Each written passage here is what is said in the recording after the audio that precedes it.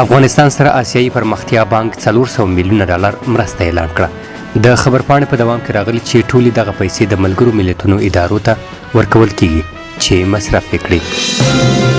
له دې وروسته به د افغانستان هر ډول مال ونه ځنډېږي. د چابهار بندر د فعالیت لپاره شپه او ورځ یوه شوې او ژر به تکمیل شي. په هیواد کې بانکي سیستم بیرته عادي حالت ته راوګرځېد.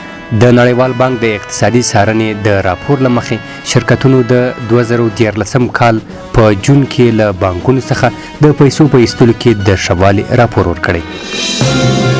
یوازې تېره اونۍ د اوسپنې پټلۍ له لارې 8000 ټنه صادرات شوي دي. لغمان کې د 12.5 میلیونه پیسو په ارزښت 52 بندونو جوړولو چارې پیل شوې. روسیې پر ملګرو ملتونو نقد کړی چې افغانستان سره د خپلې مرستې په عادي ډول پیل کړي. د ازبکستان د ولسمشر په جواب کې افغانستان ویلي د امو سیند اوبه هم مدیریت کوي. د کابل او کندهار لوی لارې کارونه فوق العاده ډول جریان لري. تر اوسه د 7 میلیونه ډالرو په اندازه د کانونو استخراج شوی. یوازې تېره اونۍ 15,000 ټنه انګور د 14 میلیونو په ارزښت انځر صادر شوي. 200 کانونه هیواد کې دننه داخلي شرکتونو ته ورکول شوي.